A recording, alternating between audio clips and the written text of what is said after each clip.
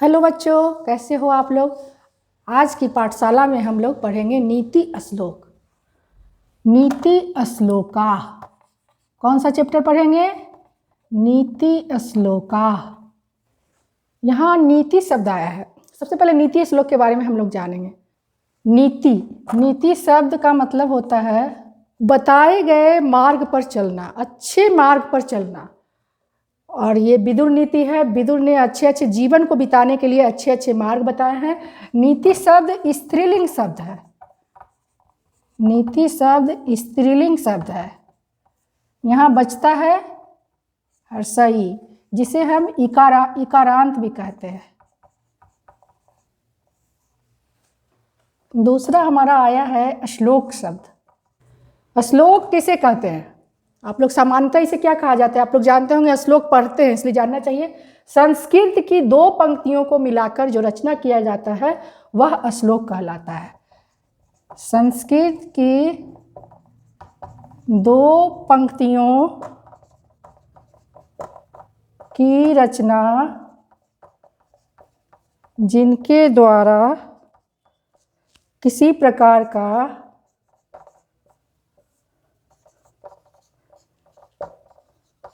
कथोपकथन किया जाता है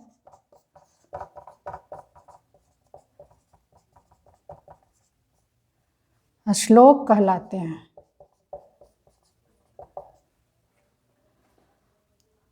श्लोक प्रायः छंद के रूप में होते हैं।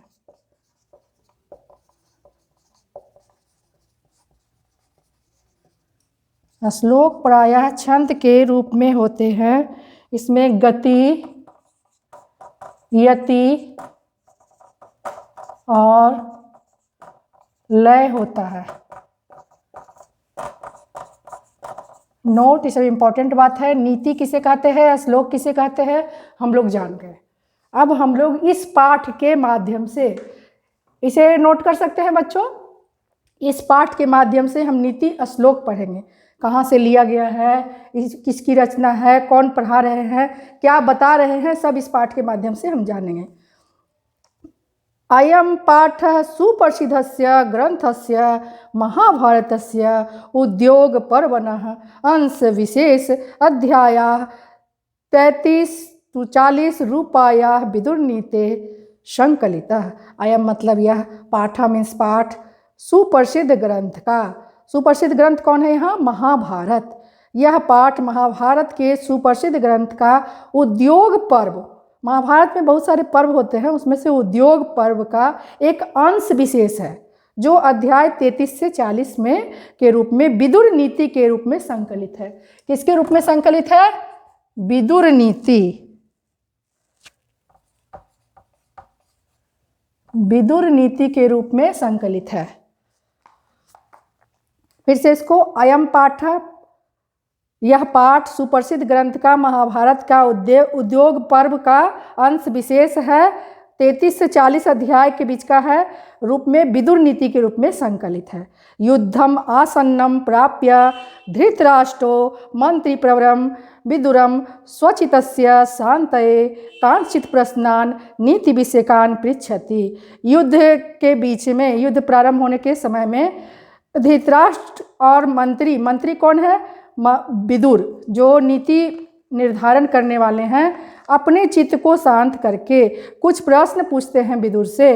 तेषाम समुचित उत्तरम विदुरो ददाति। कौन प्रश्न पूछते हैं बच्चों? इसको लिखना होगा। धृतराष्ट्र किससे पूछते हैं? मंत्री विदुर से। इसको नोट करो, 1 नंबर के क्वेश्चन में आ सकता है।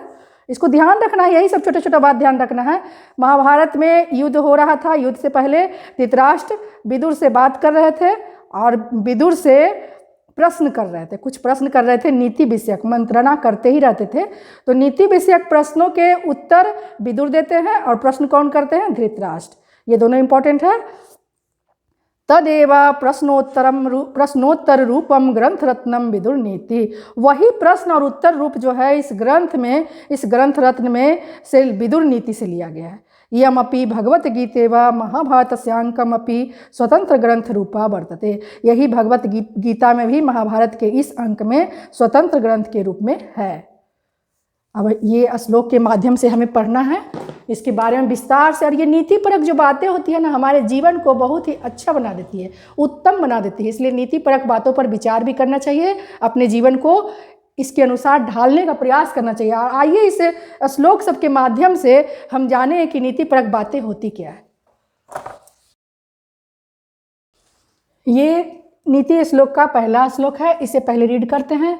यस्य कृत्यम न विघ्नन्ति शीतम उष्णम भयम रति समृद्धि असमृद्धिर्वा स वै पंडित उच्यते।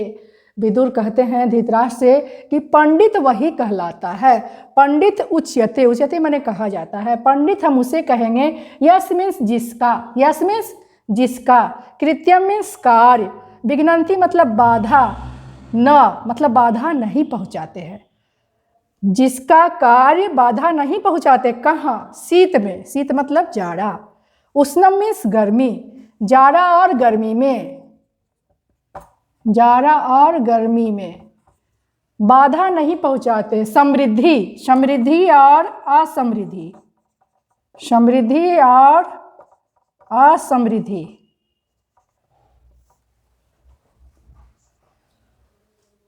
पंडित कौन कहलाता है? जिसका कार्य गर्मी हो, जाड़ा हो, भय हो, इस सब में भय नहीं देता है, बाधा नहीं पहुंचाता है। समृद्धि हो चाहे असमृद्धि हो, उसमें भय नहीं होता है, वैसा व्यक्ति ही पंडित कहलाता है। कोई दिक्कत बच्चों? फिर से एक बार, जिसका कार्य बाधा नहीं पहुंचाता है। कब? जब गर्मी हो, जाड़ा हो, समृद्धि हो, असमृद्धि हो, भयभीत नहीं होता है, वही व्यक्ति पंडित कहलाता है। इसका अर्थ हम लिख देते हैं बच्चों, नोट करो, लिखो बच्चों, एक बार फिर से देख लो। जिसके कार्य को उष्णम था, शीतम था, शीत और गर्मी, रति और भय था, रति मीन्स आनंद, भय और आनंद, समृद्धि और असमृद्धि बाधा नहीं पहुंचाते हैं, वही पंडित कहा जाता है, वही असली पंडित होता है। कहने का मतलब है सुख दुख सब में, जाड़ा गर्मी सब में मतलब एक समान रहना चाहिए। ये तो उदाहरण है, जाड़ा गर्मी, भय हो, आनंद हो, न ज़्यादा खुश होना चाहिए, न ज़्यादा दुखी होना चाहिए। ये नीति की बातें हैं, राजघरानों में ये सब बातें हुआ करती थी। कभी जीत करके आए, राज्य जीत करके आए, कभी हार करके आए, लेकिन वे भयभीत नहीं होते थे, शांत रहते थे, वही व्यक्ति जो है पंडित कहे जाते थे। कोई दिक्कत बच्चों? नोट करो। जिसके कार्य को शीत, गर्मी, भय, आनंद और समृद्धि, असमृद्धि बाधा नहीं पहुंचाती है, वही पंडित कहा जाता है। कोई दिक्कत बच्चों? इसको याद करना है। दूसरे श्लोक की तरफ बढ़ते हैं बच्चों, इसको पढ़िए बच्चों। दूसरा श्लोक है, तत्वज्ञः सर्वभूतानां योगज्ञः सर्वकर्मणाम उपायज्ञो मनुष्यानां नरः पंडित उच्यते। तत्वज्ञ किसको कहते हैं? तत्वज्ञ, तत्वज्ञ मतलब होता है तत्व को जानने वाला, ज्ञ मतलब ज्ञाता, तत्व का ज्ञाता, तत्व अर्थात रहस्य, रहस्य के रूप में हम जानेंगे, रहस्य को जानने वाला, रहस्यों का ज्ञाता। सर्वभूतानाम सभी प्राणियों के लिए आया है, सभी प्राणियों का योगज्ञ, योगज्ञ मतलब कार्य कौशल को जानने वाला। अब राज कराना है, राज्य को चलाना है, तो कार्य कौशल को ही जानेंगे ना, तो कार्य कौशल को जानने वाला योगी पुरुष, योग को जानने वाला, कार्य कौशल को जानने वाला। सर्वकर्मणम मतलब सभी कार्यों को कुशलतापूर्वक करने वाला, उपायज्ञो सभी उपायों को जानने वाला, वैसा मनुष्य ही पंडित कहलाता है, वैसा मनुष्य ही पंडित कहलाता है। इसको फिर से देखेंगे, तत्वज्ञ क्या होता है। गीता में लिखा हुआ है, गीता के अनुसार जो सत्य जानता है उसे तत्वज्ञ कहते हैं। इसको नोट करना है आपको, गीता के अनुसार सत्य जानने वाले को तत्वज्ञ कहते हैं। योगज्ञ कर्म के उद्देश्य को जानते हुए निष्काम कर्म करने वाला योगज्ञ कहलाता है। योगज्ञ, योग यज्ञ, इसको जोड़ेंगे, कार्य के उद्देश्य को जानते हुए निष्काम कर्म करने वाला योगज्ञ कहलाता है। और एक होता है, तीसरा शब्द आया है उपायज्ञ, परिस्थिति अनुसार आचरण करने वाला, जैसी परिस्थिति है वैसा आचरण करना, उसे हम उपायज्ञ कहते हैं। तो अगर व्यक्ति तत्वज्ञ है, योगज्ञ है, उपायज्ञ है और सभी कार्य को कार्य करने में कुशल है, वैसा ही मनुष्य जो है पंडित कहलाता है। हमको नहीं लगता है कि आप लोग को कोई दिक्कत है, समझ में आ गया होगा। इसका अर्थ मैं लिख देती हूँ, रीड करना है, याद करना, सब इंपॉर्टेंट है, क्वेश्चन आ सकता है। तत्वज्ञ कौन है, ये सब आपको लिखना होगा। पंडित किसे कहते हैं? इस श्लोक का अर्थ को इस प्रकार से समझिए बच्चों, सभी प्राणियों के जीवन के रहस्यों को जानने वाला। तत्वज्ञ था सभी प्राणियों के जीवन के रहस्यों को जानने वाला, सभी कार्यों को कुशलता से करने वाला और सभी उपायों को जानने वाले मनुष्य को पंडित कहते हैं। कोई दिक्कत? सभी प्राणियों के जीवन के रहस्य को समझने वाला, जानने वाला, सभी कार्यों को कुशलता से करने वाला तथा सभी उपायों को जानने वाले मनुष्य को पंडित कहते हैं। पंडित किसे कहते हैं? सभी प्राणियों के जीवन के रहस्यों को समझने वाला, जानने वाला, सभी कार्यों को कुशलता से करने वाला तथा सभी उपायों को जानने वाले मनुष्य को पंडित कहते हैं। कोई दिक्कत बच्चों? नोट करो। बहुत ही अच्छा श्लोक है बच्चों, इसको हम पहले रीड करते हैं। अनाहूतः प्रविशति अपृष्टो बहुभासते अविश्वस्ते विश्वसिति मूढ़चेता नराधमः। अनाहूतः, अनाहूतः का मतलब होता है बिना बुलाए हुए। अनाहूतः का मतलब होता है बिना बुलाए हुए। प्रविशति मतलब प्रवेश करता है।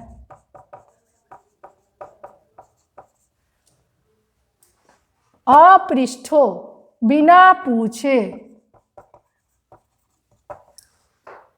बहुभाषते मतलब बकबक करता है, बहुत बोलता है भी बोल सकते हैं। अविश्वस्ते मतलब अविश्वसनीय, अविश्वासी लिख। विश्वसिति मतलब विश्वास करता है। नराधम नरों में अधम मतलब मनुष्यों में नीच, मनुष्यों में नीच। बहुत ही अच्छा श्लोक है बच्चों, हम लोग को प्रतिदिन जीवन में ये काम आता है। कभी कभी हम लोग से भी ऐसी गलती हो जाती है। हम लोग को सिखाया गया कि किसी के कमरे में जाएंगे तो नॉक करके जाएंगे, किसी के घर पे जाएंगे तो निमंत्रण आएगा तब जाएंगे। लेकिन कभी कभी ऐसा कार्य हम कर जाते हैं जिसे मनुष्यों में नीच अधम कहा जाता है। वैसा मनुष्य अच्छा नहीं होता है, नीच होता है जो बिना बुलाए किसी के यहाँ जाता है, जो बिना बुलाए किसी के यहाँ प्रवेश करता है, बिना पूछे बोलता है, बकबक करता है। चार आदमी बात कर रहे हैं और आपसे पूछा भी नहीं जा रहा है और आप बीच में बोलना शुरू कर देते हैं। अविश्वस्ते मतलब अविश्वासी व्यक्ति, जिस पर कोई विश्वास नहीं है उस पर विश्वास कर लेता है। वैसा नर अधम होता है, मनुष्यों में नीच होता है। क्या होता है? मूर्ख होता है। और मूढ़चेता मतलब मूर्ख होता है। वैसा नरों में अधम, मनुष्यों में नीच मनुष्य वो होता है जो बिना बुलाए प्रवेश करता है, बिना पूछे बोलता है और अविश्वासी व्यक्ति पर विश्वास कर लेता है। कोई दिक्कत बच्चों? ध्यान दीजिएगा, आप लोग ऐसा काम मत कीजिएगा। इसको पढ़ने से हमारे अंदर जो है नीति की बातें आती है और हमारे चरित्र का निर्माण होता है। इसीलिए संस्कृत को जरूर पढ़ना चाहिए, अच्छी अच्छी बातों को ध्यान देना चाहिए। इसका अर्थ मैं लिख देती हूँ। इसको देखिए बच्चों, मूर्ख व्यक्ति जो होता है, मनुष्यों में जो अधम होता है, नीच होता है, वह बिना बुलाए किसी के यहाँ चला जाता है, बिना बुलाए प्रवेश कर जाता है किसी के घर में, बिना पूछे बोलता है, बिना पूछे बकबक करता है। और जो व्यक्ति अविश्वासी नहीं है उस पर बिना सोचे समझे विश्वास कर लेता है, वैसा व्यक्ति नीच होता है, मूर्ख होता है। कोई दिक्कत बच्चों? इसको रीड करिएगा, याद कीजिएगा और इम्पोर्टेंट श्लोक है, उसका संस्कृत भी याद कर लीजिएगा। एको धर्मः परम श्रेयः क्षमैका शांतिमरुत्तमा विद्यैका परमा तृप्ति अहिंसैका सुखावह। एको धर्म, एकमात्र धर्म ही है जो परम कल्याण करने वाला है। श्रेय, श्रेय मीन्स कल्याण करने वाला, श्रेय मीन्स परम कल्याण करने वाला, परम भी दिया हुआ है, श्रेय मीन्स कल्याण करने वाला। एकमात्र धर्म ही ऐसा है जो परम कल्याण करने वाला है। क्षमैका शांतिरुत्तमा, क्षमा जोड़ एका, क्षमा जोड़ एका बराबर क्षमैका। क्षमा ही एकमात्र है जो उत्तम शांति को प्राप्त करने वाली है, प्रदान करने वाली है। क्षमा ही एकमात्र है जो उत्तम शांति, अच्छी शांति, सबसे उत्तम शांति प्रदान करने वाली है। एकमात्र धर्म ही है जो परम कल्याण करने वाला है। एकमात्र क्षमा ही है जो उत्तम शांति को प्रदान करने वाली है। विद्या का परमा तृप्ति, विद्या जोड़ एका, इसको तोड़ेंगे तो क्या हो जाएगा, विद्या जोड़ एका बराबर विद्या का। एकमात्र विद्या ही है जो परम तृप्ति है, अर्थात संतोष प्रदान करने वाली है। क्या प्रदान करने वाली है बच्चों, संतोष प्रदान करने वाली है। एकमात्र विद्या ही है जो परम संतोष को प्रदान करने वाली है। उसके बाद कह रहा है अहिंसा का सुखावह, अहिंसा ही एकमात्र है जो सुख को प्रदान करने वाली है। इसको तोड़ेंगे तो क्या हो जाएगा बच्चों, अहिंसा जोड़ एका बराबर अहिंसा का। अहिंसा ही एकमात्र है जो सुख को प्रदान करने वाली है। फिर से रीड करते हैं, एको धर्म परम श्रेय क्षमैका एकमात्र क्षमा शांतिरुत्तमा विद्या का परमा तृप्ति अहिंसा का सुखावह। इसको नोट करो बच्चों, एकमात्र धर्म है जो परम कल्याण करने वाला है, एकमात्र क्षमा है जो शांति प्रदान करने वाली है, एकमात्र विद्या है जो परम संतोष को प्रदान करने वाली है, और एकमात्र अहिंसा है जो सुख को प्रदान करने वाला है। कोई दिक्कत बच्चों? मैं अर्थ को नोट कर देती हूँ, नोट करो बच्चों। एकमात्र धर्म ही परम कल्याण करने वाला होता है, एकमात्र क्षमा ही सबसे उत्तम शांति है, एकमात्र विद्या ही सबसे बढ़कर तृप्ति है, और एकमात्र अहिंसा ही परम सुख प्रदान करने वाली। इसमें 1 नंबर का क्वेश्चन आ सकता है, क्या देगा, कौन है जो परम कल्याण करने वाला होता है? तो धर्म। सबसे उत्तम शांति क्या है? तो आंसर में लिखाएगा क्षमा। सबसे बढ़कर तृप्ति क्या है? तृप्ति क्या है? तृप्ति कैसे मिलती है? तो विद्या से मिलती है। और सुख कैसे प्राप्त होता है? तो अहिंसा से प्राप्त होता है। 1 नंबर का क्वेश्चन इसमें छिपा हुआ है, इसलिए इसको रीड कीजिए, इसको याद कीजिए। 1 बार 2 बार वीडियो पॉज करके पढ़िए, याद हो जाएगा। 5वां श्लोक बच्चों, इसको रीड करो, मेरे साथ साथ तुम लोग भी रीड करो। त्रिविधम नरकस्य देयम द्वारम नाशनम आत्मनः कामः क्रोधस्तथा लोभस्तस्मात् एतत् त्रयं त्यजेत। त्रिविधम मतलब 3 प्रकार की, त्रिविधम मीन्स 3 प्रकार की। नरकस्य देयम द्वारम, नरक के, स्वर्ग और नरक होता है, नरक के 3 द्वार हैं। त्रिविधम नरकस्देयम द्वारम, नरक के बच्चों 3 द्वार हैं। कौन कौन? कामः क्रोधः और लोभः, काम और क्रोध और लोभ। नरक के कितने द्वार हैं बच्चों? ये क्वेश्चन आ सकता है, तो 3 द्वार हैं। कौन कौन से हैं? इसको पूर्ण वाक्य में आ जाएगा, कौन कौन से हैं? तो कामः क्रोधः और लोभः, काम क्रोध और लोभ। ये तीनों द्वार क्या करते हैं? नाशनम आत्मनः, आत्मना मतलब अपने आप को, आपकी आत्मा को, यानी अपने आप को नाशनम, नाश कर देता है, मतलब भ्रष्ट कर देता है, बर्बाद कर देता है। अगर आपके पास लोभ है, काम है और क्रोध है, अगर ये 3 चीज है आपके पास, तो ये अपने आपको जो है बर्बाद कर देगा, नाश कर देगा।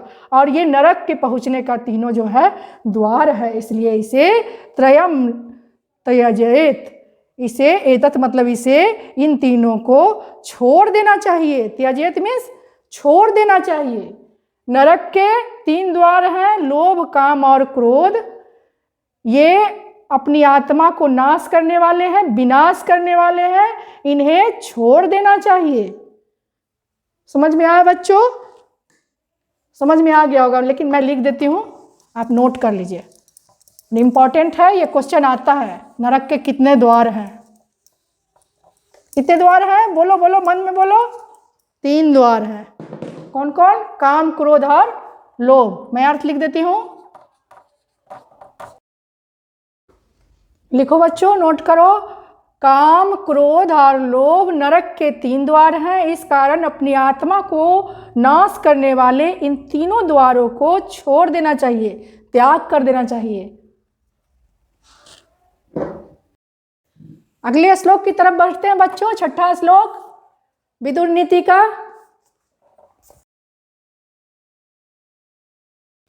6ठा श्लोक है, ध्यान दीजिएगा।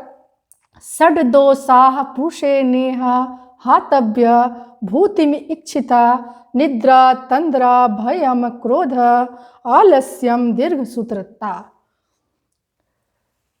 विदुर कहते हैं कि मनुष्य में जो 6 दोष होते हैं, 6 दोष होते हैं, जिसको जो व्यक्ति ऐश्वर्य चाहता है, यह पुरुषों के द्वारा ऐश्वर्य जो चाहा जाता है, ऐश्वर्य की जो इच्छा रखते हैं, सुख वैभव सब कुछ हो, समृद्धि हो, उसकी जो इच्छा रखते हैं, उन पुरुषों को जीवन के जो 6 दोष होते हैं उसे त्याग कर देना चाहिए, हातव्य छोड़ देना चाहिए, हटा देना चाहिए। कौन कौन? निद्रा, तंद्रा, भय, क्रोध, आलस्य और दीर्घसूत्रता।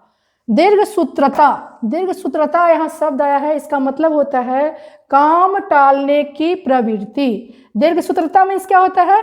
काम टालने की प्रवृत्ति। कितना व्यक्ति को देखिएगा, कोई काम बोलिएगा तो कहेगा अच्छा कर देंगे, कल कर देंगे, परसों कर देंगे, वो हमेशा काम टाल देता है। और महत्वपूर्ण काम जो है कभी कभी बहुत ही अनिष्ट हो जाते हैं, महत्वपूर्ण कार्य नहीं होता है और बहुत बड़ा लॉस हो जाता है। तो ये काम टालने की किसी किसी में प्रवृत्ति होती है, तो वो ऐश्वर्य भी चाहता है और काम भी टालता है, तो ये संभव नहीं है कि दोनों काम उसका हो।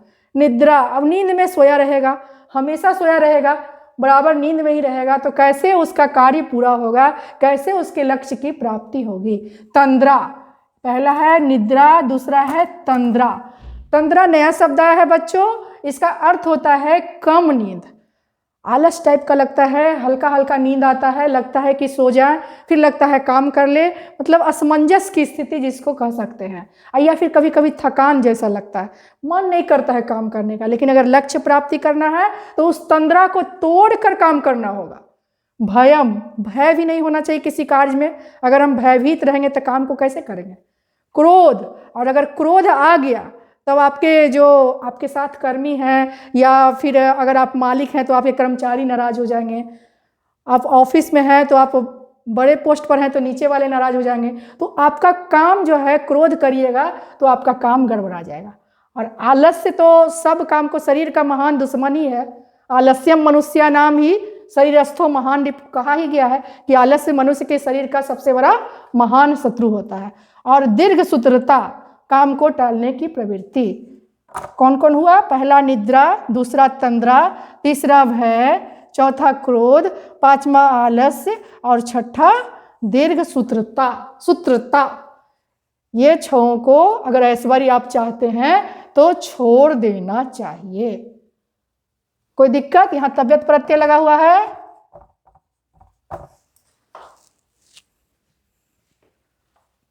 मिटा दूं? कितने दोष होते हैं? 6 दोष। जीवन में पुरुषों के 6 दोष होते हैं। अगर ऐश्वर्य चाहते हो तो इन 6 दोष को छोड़ना होगा। कौन कौन? निद्रा, तंद्रा, भय, क्रोध, आलस्य और दीर्घसूत्रता। तंद्रा भी क्लियर हो गया और दीर्घसूत्रता भी क्लियर हो गया। फिर भी मैं अर्थ को लिख देती हूँ।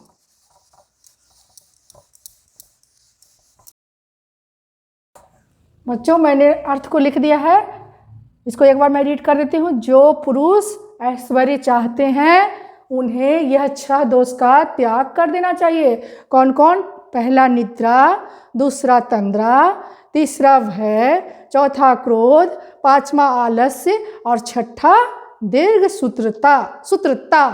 दीर्घ सूत्रता मीन्स क्या बताए थे? काम को टालने की प्रवृत्ति। और तंद्रा मीन्स क्या बताए थे? थकान, कम नींद। याद हो गया होगा बच्चों? आगे बढ़ते हैं, आगे श्लोक की ओर, अगले श्लोक की ओर।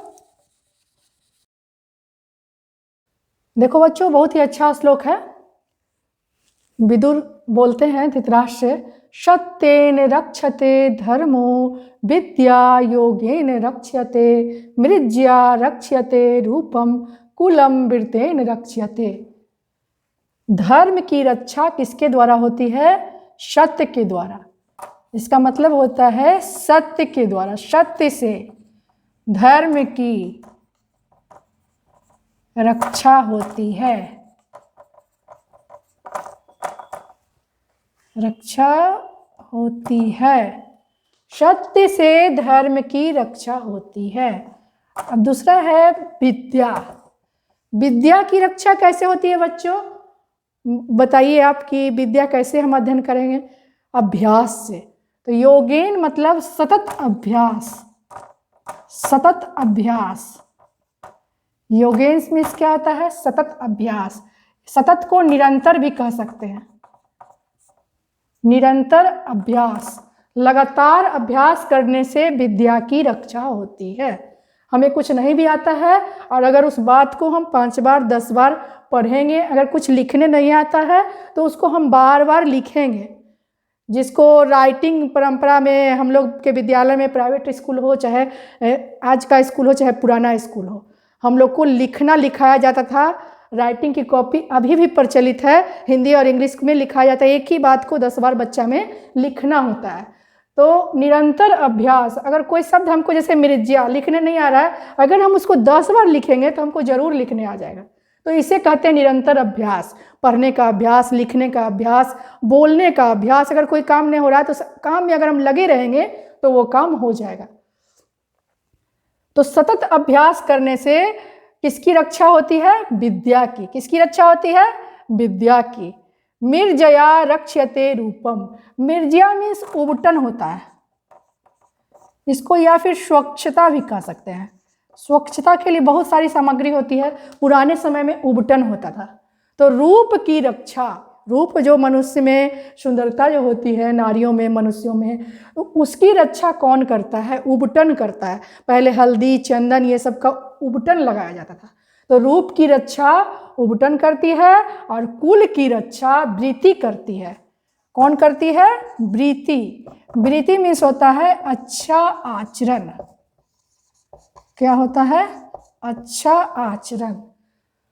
कुल की रक्षा वृत्ति करती है। सत्य से धर्म की रक्षा होती है। सत्य से धर्म की रक्षा होती है।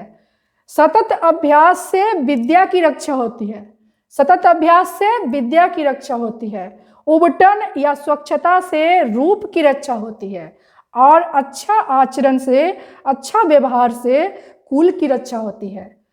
सत्येन, यहाँ सत्येन शब्द आया है जिसमें तृतीया एक वचन है। तृतीया विभक्ति एक वचन।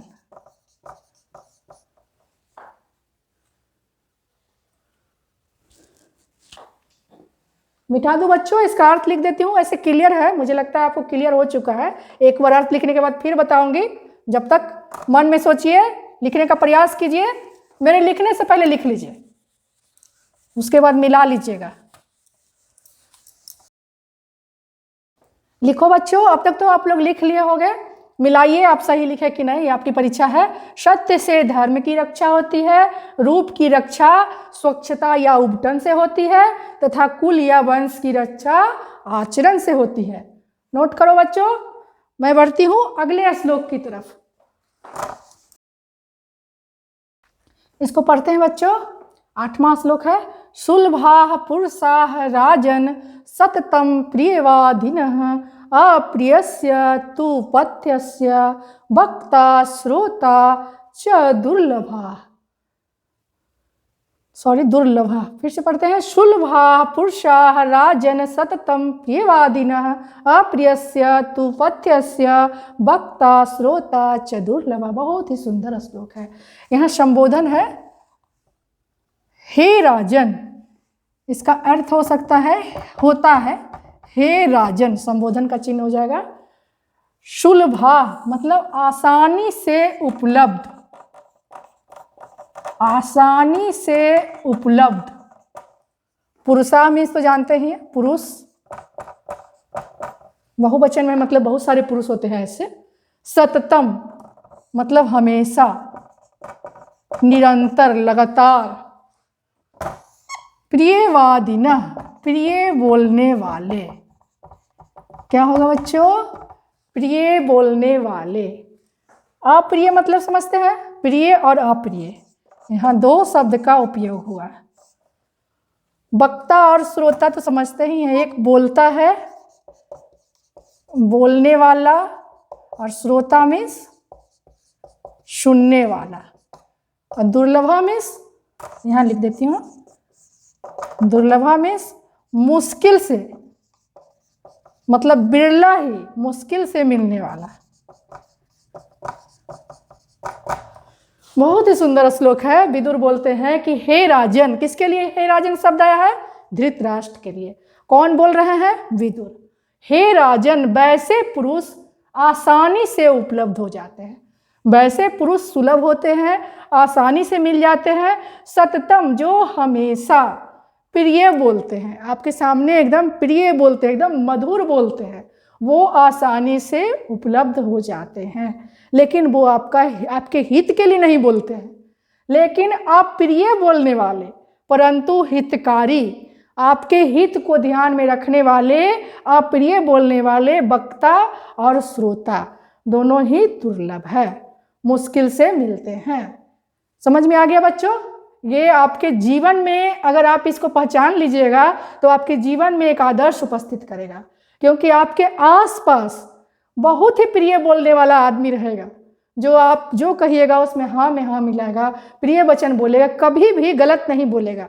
लेकिन कुछ वैसे व्यक्ति होंगे जो आपको उपदेश देंगे, आपकी गलतियों को पकड़ेंगे।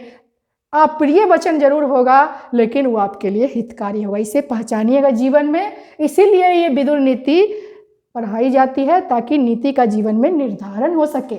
मैं इसका अर्थ लिख देती हूँ, मुझे लगता है क्लियर है, एक बार फिर से तो बताऊंगी। इसका अर्थ मैं लिख दी हूँ, इसको नोट करो बच्चों। हे राजन, लगातार प्रिय बोलने वाले, निरंतर प्रिय बोलने वाले व्यक्ति सुलभ होते हैं, आसानी से उपलब्ध हो जाते हैं। लेकिन अप्रिय और हितकारी वचन बोलने वाले व्यक्ति बहुत ही कठिनाई से प्राप्त होते हैं, बहुत ही कठिनाई से मिलते हैं। अगले श्लोक की तरफ बढ़ते हैं, नोट कर लो।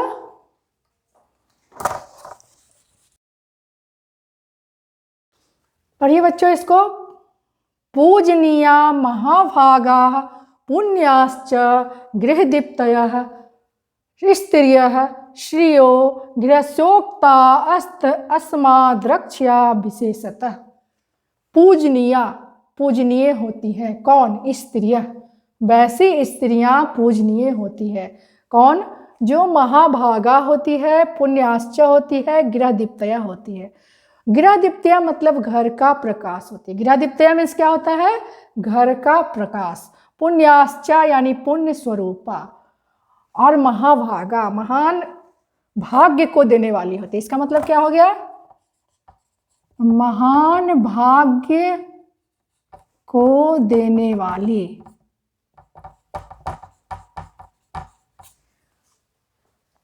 वैसी स्त्रियां पूजनीय होती है जो स्त्रियां, वैसी स्त्रियां नहीं, स्त्रियां घर का प्रकाश होती है, पुण्य स्वरूपा होती है, महान भाग्य को देने वाली होती है, श्रेय कल्याणकारी होती है।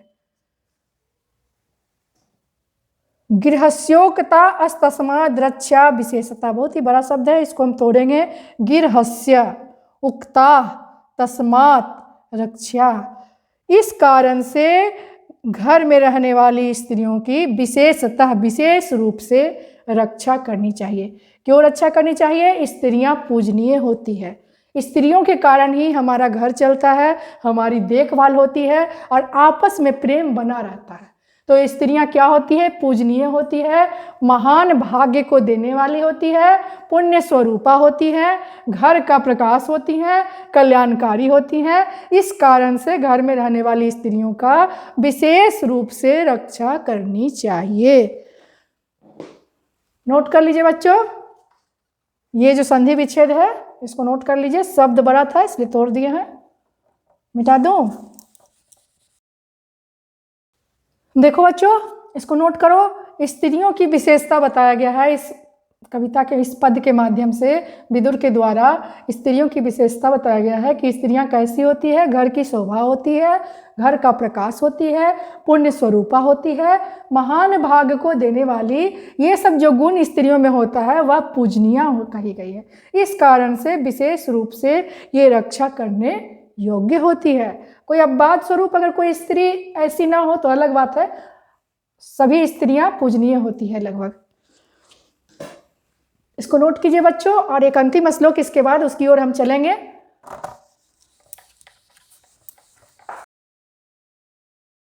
आकीर्तिम विनयो हन्ति हन्ते अनर्थम पराक्रमः हन्ति नित्यम क्षमा क्रोधम आचारो हन्ते लक्षणम।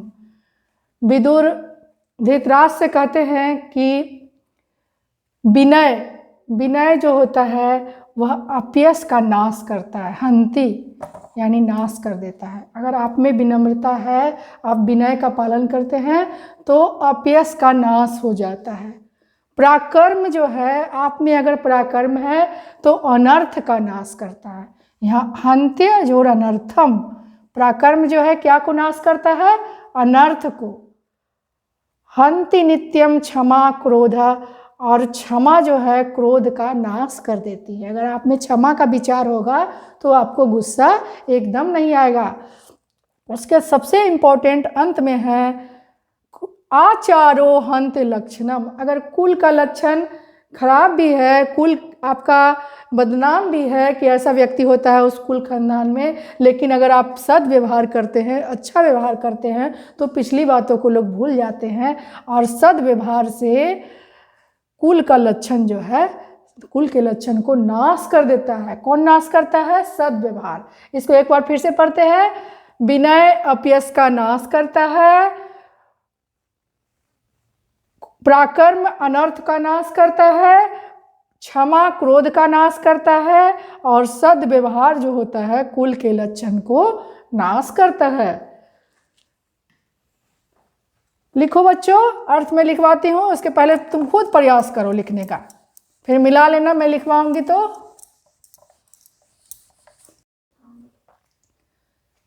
मैंने अर्थ नोट कर दिया है बच्चों, इसको लिखो।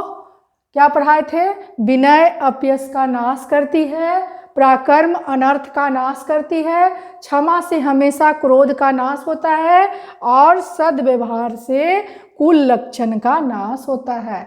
इस प्रकार आपका ये 7वां पाठ समाप्त होता है। नीति श्लोक बहुत ही इम्पोर्टेंट, बहुत ही महत्वपूर्ण पाठ हमने पढ़ा।